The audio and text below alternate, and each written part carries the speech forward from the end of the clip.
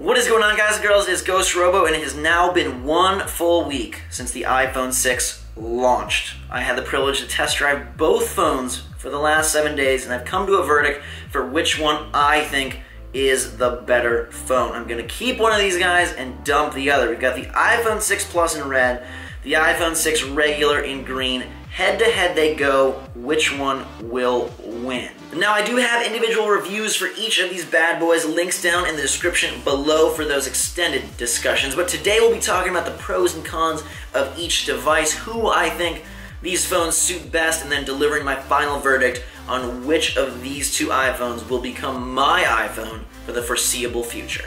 Now, before I tell you why I'm choosing one of these over the other, let me establish that I think both phones are very, very good. I've seen a lot of sludge being thrown at Apple lately. Oh, the phone bends in your pocket. Oh, it's not a worthwhile upgrade. Oh, they change models every 2 months. Well, I think this is a pretty big step up from the iPhone 5. Remember that the 5S is more of an iteration over the 5, and this is more of an evolution over their last line. So it's really been 2 years, not 2 months, since we've had a true upgrade to the iPhone line. And I think both of these guys fill that void nicely. I'm a proud upgrader. I'm happy that I did it. I don't think it's the most revolutionary phone of all time by any means, but the improvements here are definitely worthwhile and definitely make me happy. Both phones have bigger screen space, both phones have upgraded insides, and both phones are pretty darn sweet. Now, some things that I like about both of them are the improved speed, the better battery life, and the bigger screens, of course. Now, this guy doesn't have that much better of a battery life in comparison to the past phones, but for whatever reason, I found it's worked a lot better than my 5S. That could just be a single case. It probably is, but it's definitely been fun for me. This phone is a one-handed phone. I have small to medium hands, pretty average, not tiny, not large, and I can reach across the screen with my thumb pretty easily. I can clear almost the vertical space as well, almost, and that comes in real good use if you're a heavy texter and a heavy internet browser like I am. I use these phones mainly for business, media, and personal interaction with my friends and family. I'm not using it really to play games that extensively. I'm not using it to record that extensively. I've recorded with both of them, but again, my main uses for these phones revolves around more fundamental features, and that made things really tricky. This phone is a two-handed phone for me. It just is. I can't clear this with one finger. I can't clear it with anywhere. Horizontal, vertical, you doesn't matter. I can't. So it's a two-handed phone. And I found that frustrating when I would go and want to use it for more typical uses, like texting people. I mean, let's just be blunt. I use my phone in bed. I use my phone in the shower. I use my phone when I'm recording videos. I use my phone where I want to have it in one hand because I'm doing something like editing on the computer, because I'm laying down in bed, whatever it is. I need this to be a one-handed phone. Plus, if I'm just getting out of my car, I want to whip it out, and it's hard when it can't fulfill that need. It's very, very, very awesome when you're trying to watch media or do anything like that. I mean, we'll open it up right now for you, and I'll show you that this guy has some of the best video quality and fun I've ever seen. This is a Mario Kart 8 video of mine, and you'll notice it looks absolutely gorgeous. It's big, it's bright, it's beautiful, and this is the phone that I want to be watching my YouTube videos on, and movies on, and anything that revolves around video or games. Like the few games I did play on each, this is the clear-cut winner.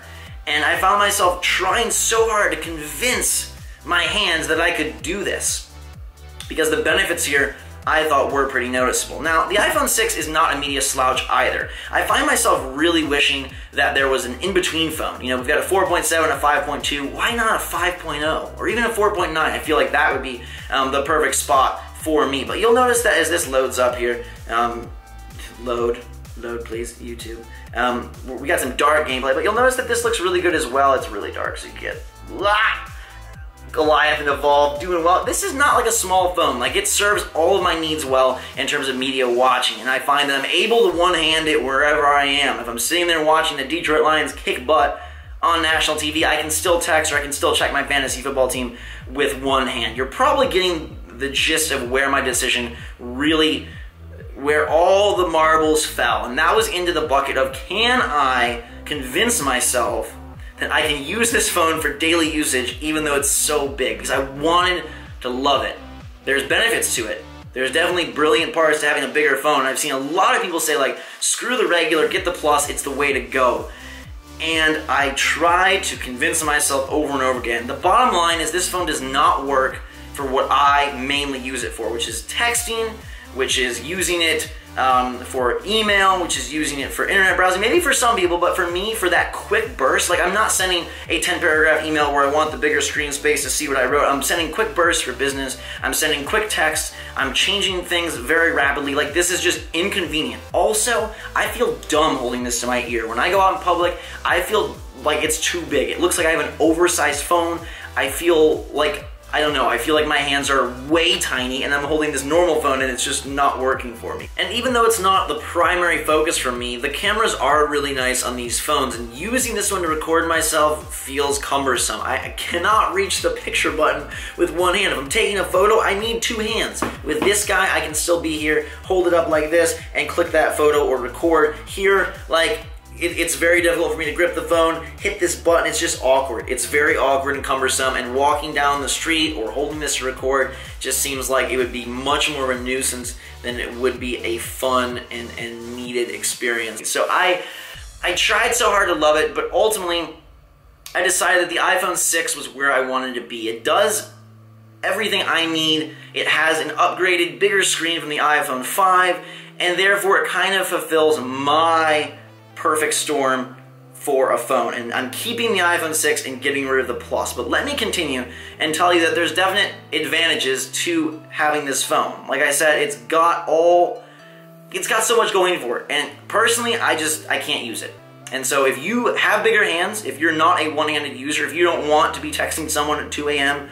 in bed, if you don't want to be able to, multitask on your phone, on your computer like a crazy person like me, then maybe you can make this work for yourself. I don't know. The funny thing is, I don't think there's any direct advantages of the iPhone 6. You look at this and say it can go landscape, it's got more pixels, it's got better battery life, it's a stronger phone. There's no like superpower that this guy wields over the bigger Plus, except that it just has a form factor that I feel is more ideal to my daily life. Fitting this in my pocket is cumbersome, pulling it out is annoying.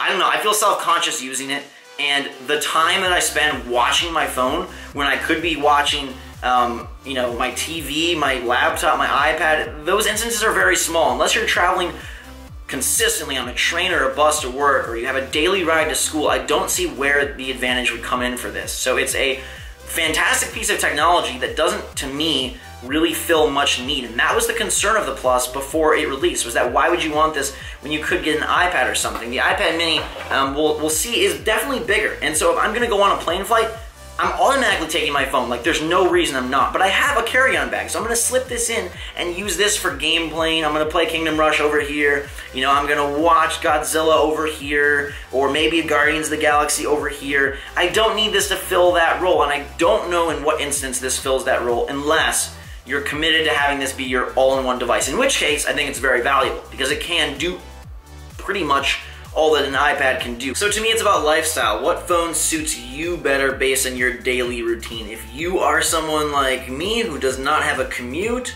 who does not have a need for a big, large media player all-in-one device, I think the iPhone 6 definitely is the way to go. This is just too Hulkish for me. The Hulk is awesome, he's very cool, he's very powerful, he's fun to watch occasionally, but to me this is like the tech toy that tries to lure you in with its incredibleness and then does not have that lasting power. I'm very glad that I'm going with this guy. I will be getting rid of this one, sadly, because like I said, there's a lot to love, but in terms of a phone that I want to use and I want to keep with me and I want to have, the iPhone 6 is my clear-cut winner. Let me know in the comments below though which way you're leaning or which way you've already gone. iPhone 6, iPhone 6 Plus. Like I mentioned, I don't think there is a wrong choice. I think they both serve a purpose, but when I look at these big guys, I'm like, hey, which one am I going to be most happy about 5 months down the line? It's like, this is the one that I don't think I will feel great about, whereas this one, I will feel pretty solid throughout. Maybe I'll have a few better moments with the Plus,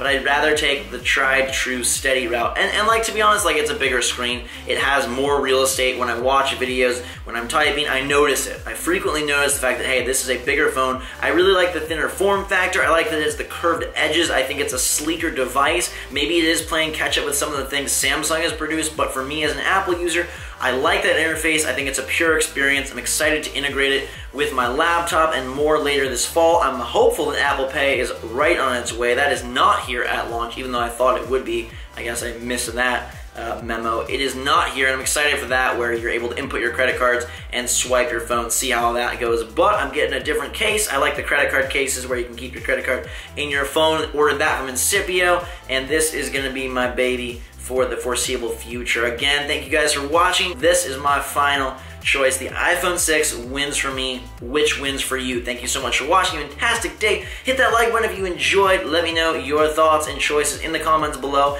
I see a lot of people getting the Plus. A lot of YouTubers seem to like the Plus. Many people I know seem to like the Plus, but I think that's gonna be a honeymoon that ends in some sadness after a while. It's just big, and again, it makes me feel like a little child holding this oversized phone, and I don't know. It's got its uses, but they're not for me. So thank you for watching. Till next time, drink some hot chocolate. I hope this was helpful, and we'll see you all later.